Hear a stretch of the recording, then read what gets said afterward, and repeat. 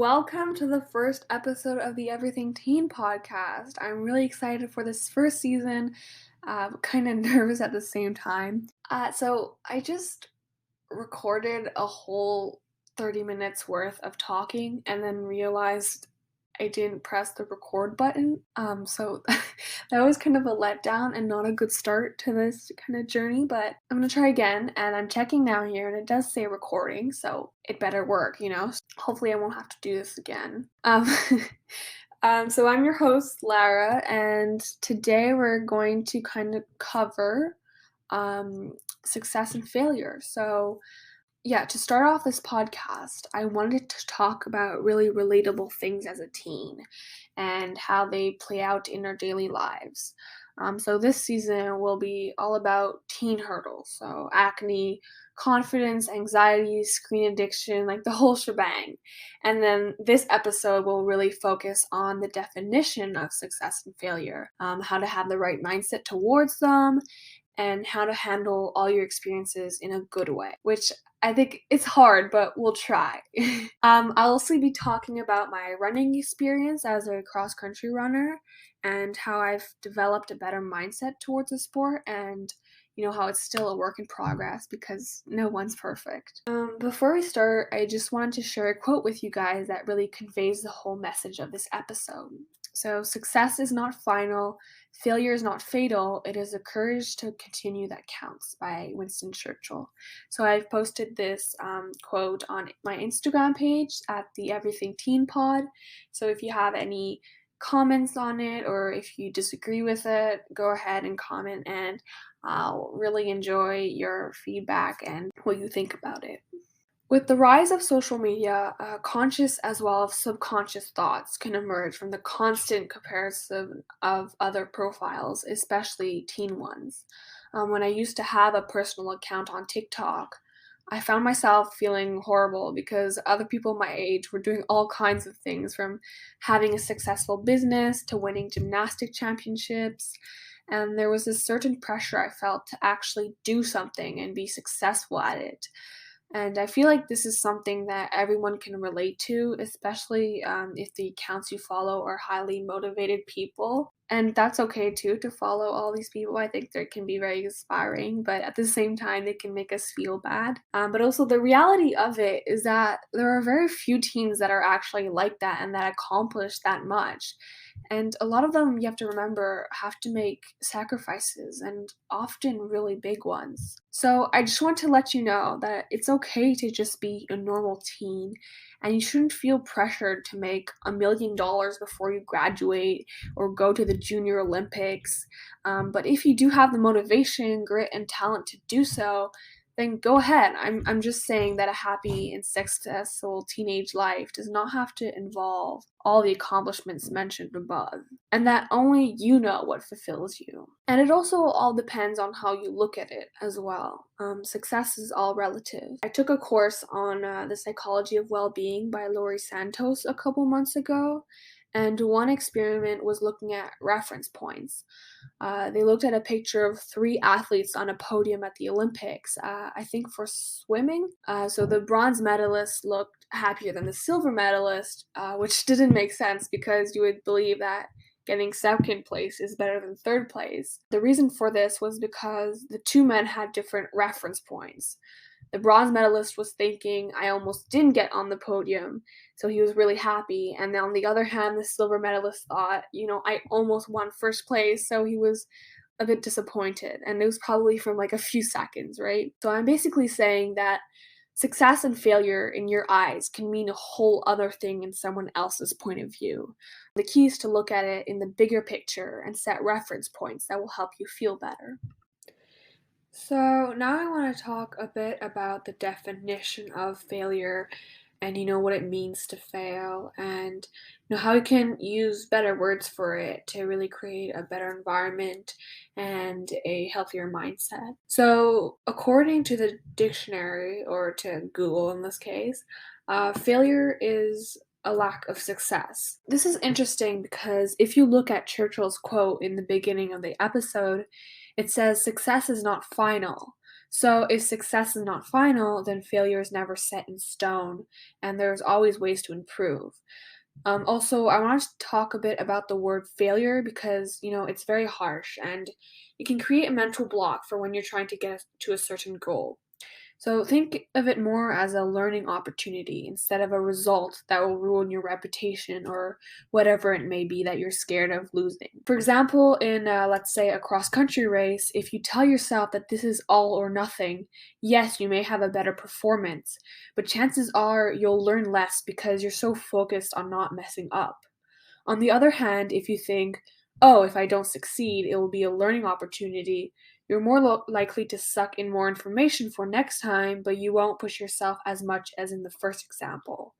So it's really about finding that, balance between giving it your all and as much hard work as you can, but at the same time of being open to the possibility of it not working out and seeing the hope of one day getting there if you work smartly and with a lot of motivation. So I'm now going to tell you three things that really helped me deal with situations where I didn't get where I wanted to be, using the example of cross country running. Before I start, I just want to talk to you a bit about my running experience. So I started running last year, winter of last year, and we had just bought a treadmill. So I started running on that, and then I started going a lot on it. So it was like a few hours a week, and it was it was crazy how much time I was spending on it. And I did that for a couple months, and in the end, it kind of got kind of depressing, running for like an hour on a treadmill and not moving and having to stare at the same like house or staircase in front of you. So I decided to take a couple months off, and then after that I started running again outside. So that was nice. I did that for a couple months, and then in September, because of COVID, like the schools, my school had more activities, my high school, and so I decided to join the running club, the cross country club, and I joined, and then there was 3 kilometers, I believe it was, yeah, for the city, and so I participated in that, and then I went to the provincial. So I'll tell you a bit about that later. But right now, I'm gonna tell you three things that like really helped me deal with situations, where I felt like I failed, and especially in sports, it's very, obvious, and it comes up a lot, a lot, a lot because I know I've done a lot of sports in my life, and some things I have struggled with because I used to be very competitive, and I still am a bit, so, yeah, just I think this will help, and it's gonna help me too to kind of go over it, because you know, everything I say here, I haven't all sucked it in, I haven't all, acknowledged it and put it into practice, because because it's very hard as a human being, and especially as a teenager. So the first tip is looking at the bigger picture. So I already briefly mentioned it, but it's really important to acknowledge, how far you've come, the people you were up going up against, and the realities of it. So last week I went to the cross country provincials, as I was telling you, and I did not get first, second, or even third place. I was actually pretty far from it, very far from it, but I looked at how, I'd gotten to the provincials and, that I was the top runners in the province. And that made me feel better because sometimes you tend to compare yourself just in that moment, but you really got to zoom out and see all the things you did before that and all the hard work you put in. Also, the reality of it is that some of these top scoring runners trained very, very intensely, and a lot of their life revolved around it, compared to me, who didn't train as much and who was doing it more for fun. So, obviously, I wasn't as great as them, as you could probably predict. And at the same time, it kind of, at the end of the day, it does. I mean, not in every field, but when it comes to sports, most of the time as teenagers, because I don't think a lot of them use like drugs or whatever to enhance their performance. But at the end of the day, it tends to be pretty fair, especially as like sports that are individual versus individual. It's really about you, and the amount of effort you put into it really, really shows in your performance. And so I had to realize, I shouldn't complain that I wasn't in the top 10 or 20 because these people really worked so hard to get there, and they really, really wanted it. So I at the end of the day, I was really proud of them and I was happy for them because they earned it. The second tip is to do something that makes you feel good after. For example, I didn't think, "Oh, I have to be like them and win next year," and then think about it for the next 12 hours and plan a whole schedule and, start, looking at all the scores repetitively. Okay, yes, I did it a bit, but, not, obsessively. I mean, it's good to reflect about it, but you should wait until you digested the fact that you didn't reach your goal, because I feel like when you're still, I don't know, any negative emotions that you may be feeling after you think you failed or haven't accomplished your goal, these can kind of like blur your when you reflect upon it. And so, just digest it and, wait maybe a few hours or a few days or even a few weeks if it's something really big. Just do something else in the meanwhile, and then afterwards you can think about it and think, how did this make me feel and how should I approach this next time? So then an example of this, when I got home, I just started working on my podcast because it made me feel really good. And, I spent time with my family and I was baking and it was just, I didn't like just start running right away after, right? So this kind of brings me to my third tip, which is more broad, is having other things in life that bring you joy and confidence.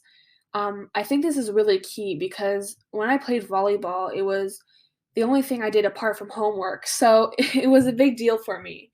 So when we lost the tournament, I felt really, really bad because in my head, it was the only thing that I could be proud of. But this year, I found many passions and things to work hard on. And so if something in one field doesn't go as expected, I can look at all the other things that I have going on right now in my life. And this kind of makes me acknowledge that, I do have many things that I can, you know, develop upon and get good at and get even better at, So it's very helpful for me to have many things in life to focus on because it's just a way to be well balanced and feel good. Um, But this doesn't mean obviously that you should not work hard. I'm a strong believer in working hard and earning it. And I believe also that even a serious athlete should have a hobby they're passionate about in case they get an injury or something like that. There's always time for little things um, like that. So, for example, if like a star basketball athlete if he has a hobby, like, let's say, I don't know, puzzles. Okay, I know this is a stupid example, but, if they get injured, they have that even if they obviously love the sport of basketball more, puzzles can make them feel, happy and confident. This is ridiculous. I think you know what I get, what I mean, right? It's just find other things and be a well balanced person because that's really gonna help you in times of uncertainty and when you really are disappointed in yourself. Now I want to talk about setting goals because it's the most efficient way to get where you want to be. It helps you have a clear vision instead of it being, all jumbled in your brain. Also, you can focus on one step at a time instead of being afraid that you're forgetting something. You can make your brain feel like there's less to do by setting goals, which can make you more motivated to accomplish them.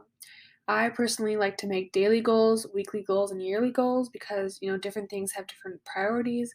And like that, I don't have like a mile long list for like what I have to accomplish this year. And I'm less overwhelmed.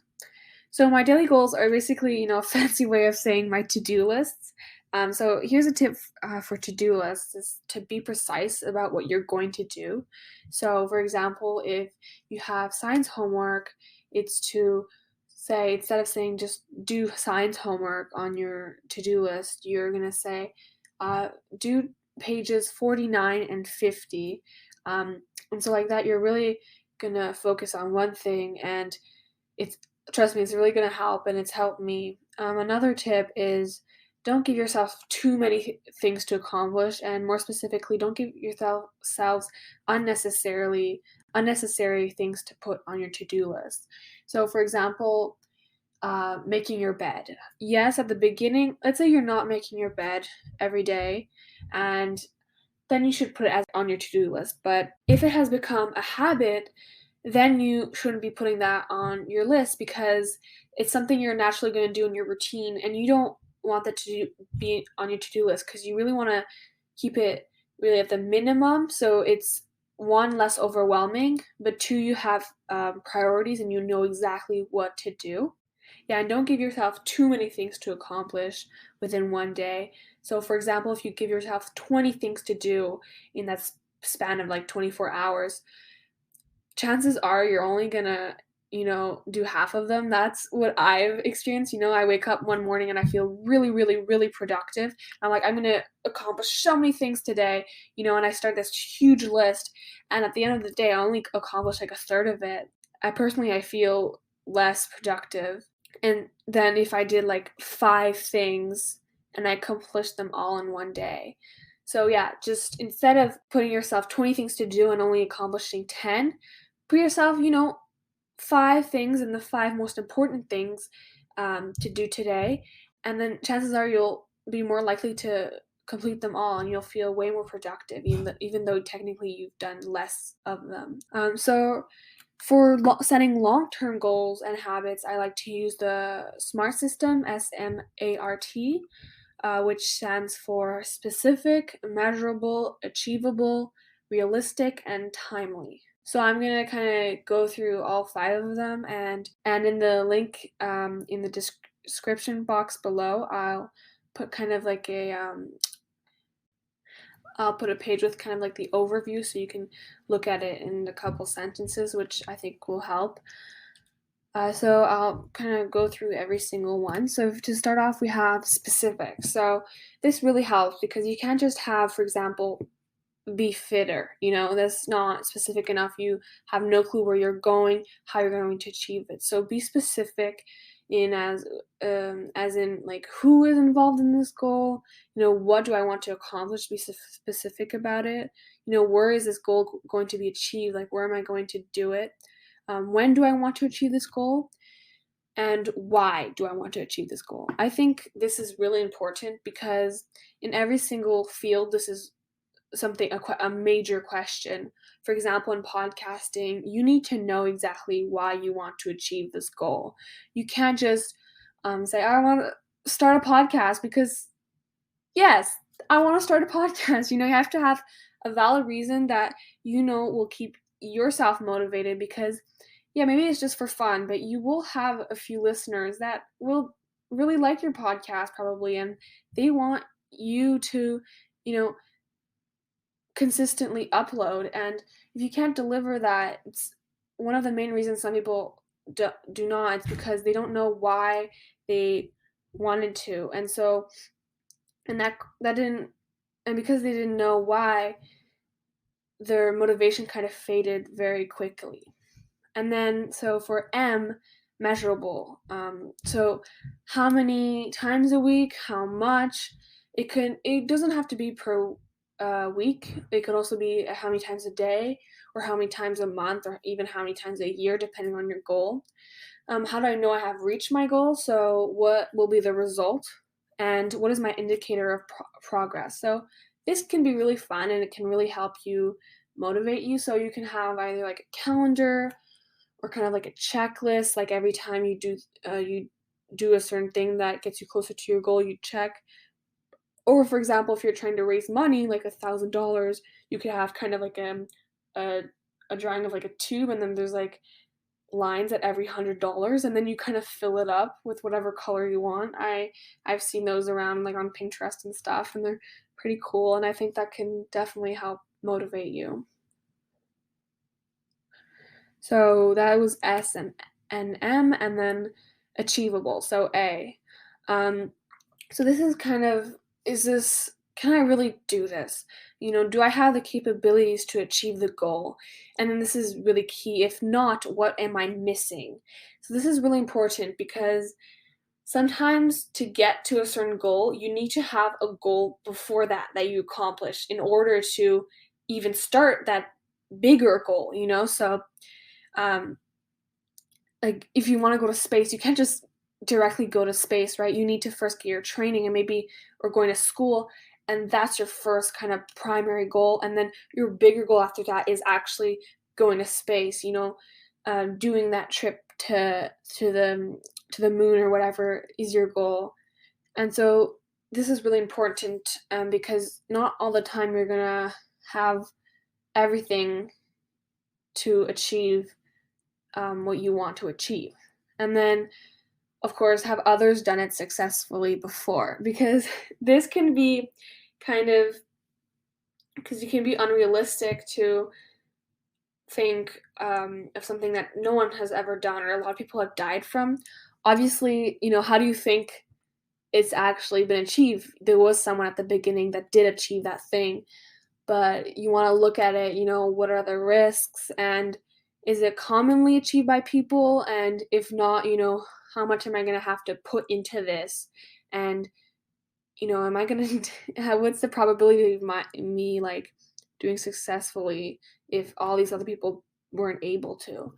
But I think this is kind of optional because I believe that you can do anything if you put your mind to it. And you can be the first one, definitely. Doesn't matter how old you are. So, go for it. And then after that is R for realistic. So, is the goal realistic and within reach? So, for example, I'll take the example of space and being an astronaut. If you're, let's say, 9 years old and you want to go to space by next year and you have no experience whatsoever, this might not be realistic. Obviously, it's definitely realistic if you have enough motivation and in the long term you want to be an astronaut. That's definitely a possibility, but you need to really think, is this realistic within this time frame and also like as a person, And then is the goal reachable, given the time and resources. So, if you have a limited time for this, you really need to think, well, really, can I really get it within this time? And if not, is there another date limit where I can do something else that's similar to that? And then are you able to commit to achieving the goal? Do you have enough grit, talent, passion, motivation in order to achieve this goal? So this is really important because sometimes we underestimate or overestimate, how much we can achieve. And we really need to be honest with ourselves because sometimes deep down we might think, yeah, you can't, you don't have the physical capabilities. And sometimes it's healthy and good to listen to that voice um, that that's telling you, like right now you can't do it. But if you keep on doing it, and if you have enough motivation to do it, because sometimes you won't, and that's okay too. Maybe you just don't like it enough. And then lastly, there's timely, so T. So does my goal have a deadline, and by when do you want to achieve your goal? So this is really important to time and put a good limit to your goal because you want it to be attainable, but not too easy that you won't see it within like your sight and you'll kind of forget about it. You'll slack because you're thinking like, oh, it's so far off, I can just start tomorrow, and then tomorrow you're like the day after, and then it's been like 4 months, and then you keep on doing that, and it's been 5 years, and boom, the deadline comes and you haven't done anything. You're still at that same point you were 5 years ago. And I think also there's two types of goals. So the first one is you set the deadline for yourself. So for example, getting in shape, you can keep putting that off till forever, right? It's like that's where the self-discipline comes in. But there's also the other type which I feel is even more important because it's, for example, I'll take the example, me in high school, there's an assignment due, right? I cannot keep putting that off until, 10 years later, I find my teacher and I tell her, here's my missing assignment from 10 years ago. It has a deadline and you need to respect that because or else your chance has evaporated. So these are the two types of goal deadlines, and it's important to identify, which one is this, and so set a good time that you will accomplish it by then, and but it'll keep you motivated and on your feet and consistent. So this was kind of like the smart system. I hope it helped. It helped me definitely in like my first few times goal setting, but now that I've done it a few times, I don't need it anymore because it's kind of comes in instinct to me. And sometimes if it's a big goal, I do need to write it down because it is important, but it's not I don't need it as much as I used to, but it's definitely good to start off with. And finally, don't forget that you should not feel pressured to achieve big things, especially as a teenager. You don't have to accomplish something amazing in order to be amazing. Listen to yourself and you'll know how far to push. Just you do you, and the rest will follow.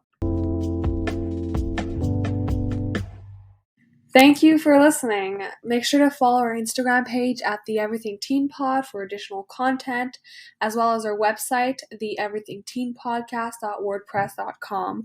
Hope you have an amazing day and can't wait to see you next week. Bye.